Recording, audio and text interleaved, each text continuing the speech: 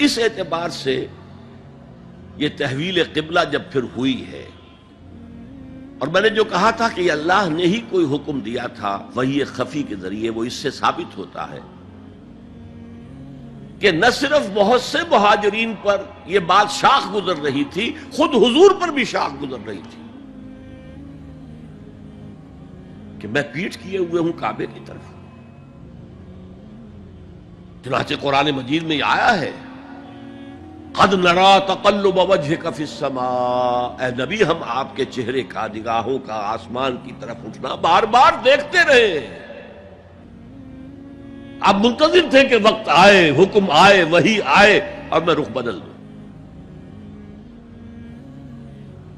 وما جعلنا القبلة التي كنت عليها الا لنعلم من يتبع الرسول ممن ينقلب على عقبيه، یہ اللہ نے اپنی طرف منسوب کر دیا، اور ہم نے وہ قبلہ جس پر تم اب تک رہے ہو 16 مہینے 17 مہینے یہ مقرر کیا تھا تاکہ دیکھ لیں کہ کون ہے رسول کا اتباع کرنے والے اور کون ہے جو اپنے الٹے پاؤں پھر جانے والے۔ کیا مطلب ہے اس کا؟ مہاجرین مکے سے آئے تھے، ان کے دلوں میں عظمت جو ہے کعبے کی وہ پلی ہوئی تھی اندر ٹھوک ٹھوک کر۔ اب دیکھا اللہ نے حکم نہیں دیا وحی جلی کے ذریعے سے، یہ رسول کا حکم تھا۔ گویا کہ یہ ایک امتحان ہو گیا کہ کہیں تمہاری حمیت جاہلی،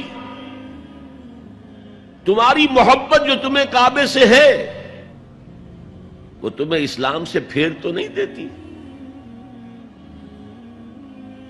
آیا تم رسول کے حکم کو مقدم رکھتے ہو اور اپنی کسی سابقہ حمیت، جسے حمیت جاہلی ہم کہہ دیں گے، اس کو مقدم رکھتے ہو۔ یہ ایک سخت امتحان تھا جس میں کہ اہل مکہ جو مہاجرین تھے وہ مبتلا کیے گئے، اور خاص طور پر یہ بات کہ رسول کا حکم ماننے کی تاکید، چاہے ابھی قرآن میں کوئی آیت نہیں آئی ہے لیکن حقیقی مومن کے لیے رسول کا فرمانا بھی ایسے ہی ہے جیسے کہ اللہ کا فرمانا۔ اس کی تربیت بھی ہو گئی، لیکن یہ کہ اکثر کا معاملہ یہ تھا کہ یہ معاملہ شاخ گزر رہا تھا، یہاں تک کہ حضور کا معاملہ بھی تھا قد نرا تقلب وجهك في السماء فلنولينك قبلة ترضاها، تو اے نبی ہم بدل دیں گے قبلہ وہ جو آپ کو پسند ہے۔ اب رخ کرو مسجد حرام کی طرف، فولوا وجوہکم شطر المسجد الحرام،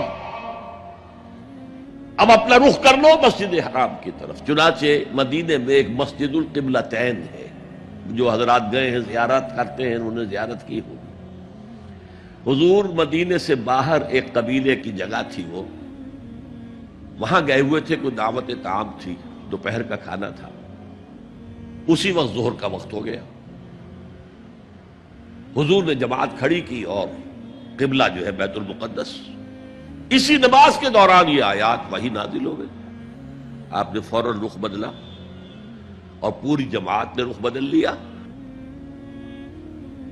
اور اسی لیے اس مسجد میں 2 قبلے ہیں، 2 محرابیں ہیں، ایک شمال کی جانب بیت المقدس کی جانب، دوسری جنوب کی جانب یعنی مکہ مکرمہ کی جانب۔ اب یہ تحویل قبلہ جو ہے یہ ہے بات اصل میں سمجھنے کی، ایک بہت بڑے فتنے کی بنیاد بن گیا۔ فتنہ آزمائش کو کہتے ہیں اور فتنہ فساد کو بھی کہتے ہیں۔ فساد یہودیوں کی طرف سے شروع ہوا، یہ کیسا نبی ہے جس کا قبلہ ہی معین نہیں؟ ابھی یہ شمال کی طرف رخ کر کے نماز پڑھ رہا تھا اور اب اس نے جو ہے جنوب کی طرف رخ کر لیا۔ کیسا رسول ہے یہ؟ کیسا نبی ہے؟ حضور کے خلاف لوگوں کو بھڑکانے کا انہیں اب ایک موقع ہاتھ آ گیا، اور آپ کے علم میں ہے کہ اوس اور خزرج کے جو عوام ہیں وہ یہود کے بہت زیر اثر تھے، بہت زیر اثر تھے۔ وہی بات کہ وہ سمجھتے تھے ہمارے پاس نہ کوئی شریعت ہے، نہ کتاب ہے، نہ کوئی قانون ہے، نہ ہمارے ہاں کوئی مفتی ہے، نہ قاضی ہے۔ ان کے ہاں تو کتاب ہے، شریعت ہے، مفتی ہے، قاضی ہے، ان کا تو بہرحال کلچرڈ لوگ ہیں۔ تو ایک روب تھا ان کا، لہذا یہ ایک ان کو موقع مل گیا کہ اس پر لوگوں کے جذبات کو بھڑکائیں اور حضور سے برگشتہ کر دیں۔ دوسری طرف سادہ لو مسلمانوں کے اندر بھی ایک فتنہ بطور آزمائش آ گیا کہ اگر اصل قبلہ یہ تھا تو یہ 16 مہینے کی نمازیں تو ہماری اکارت گئی، غلط رخ پر پڑی ہم نے، اور نماز تو دین کا اصل ستون ہے، اور یہ نمازیں ہماری ضائع ہو گئی۔ یہ ان کے دلوں میں ایک وسوسہ پیدا ہوا۔ اس پہلو سے اس مسئلے پر بڑی مفصل گفتگو قرآن میں ہوئی ہے، میرے اور آپ کے لیے، بلکہ مجھے اعتراف ہے کہ میں یہ سوچتا رہا اتنی مفصل گفتگو بار بار فَوَلُّوا وُجُوهَكُمْ شَطْرَ الْمَسْجِدِ الْحَرَامِ وَوَلُّوا وُجُوهَكُمْ شَطْرَهُ، یہ بار بار پورے 2 رکوع قرآن مجید میں، سورہ بقرہ کا 17واں رکوع 18واں رکوع اسی پر ہے۔ اس لیے کہ ہم اس سینسٹیونیس کا اندازہ نہیں کر سکتے کہ جو اس وقت پیدا ہو گئی تھی اس پر۔ تحویل قبلہ پر یہ معمولی نہیں بات تھی، یہود نے سمجھ لیا تھا کہ اب معلوم ہوا یہ ایک نئی امت کا آغاز ہے، اس کا مرکز اب نیا بن گیا ہے۔ اب تک وہ سوچ رہے تھے کہ ہمارے ہی، چنانچہ ایک اور واقعہ ہوا تھا کہ یہ عاشورہ کا روزہ رکھتے تھے یہودی۔ حضور نے پوچھا کیوں رکھتے ہو 10ویں محرم کا روزہ؟ انہوں نے کہا کہ اصل میں ہمیں جو نجات ملی تھی فرعون سے، اور فرعون کو جو غرق کیا گیا تھا لاؤ لشکر سمیت، وہ 10 محرم کو ہوا تھا، ہم شکرانے کے طور پر روزہ رکھتے ہیں۔ حضور نے فرمایا کہ موسیٰ کے تو ہم تم سے زیادہ مستحق ہیں، لہذا مسلمانوں کو حکم دیا کہ تم بھی 10ویں محرم کا روزہ رکھا کرو۔ اب یہ چیزیں ایسی تھیں کہ جس سے وہ پیسیفائیڈ تھے ایک طرح سے کہ نہیں یہ کوئی نئی چیز نہیں ہے، یہ ہمارے کیمپ فالوورز، بلکہ حضور نے فرمایا تم 2 روز کا روزہ رکھو، 9ویں محرم کا بھی 10ویں کا بھی۔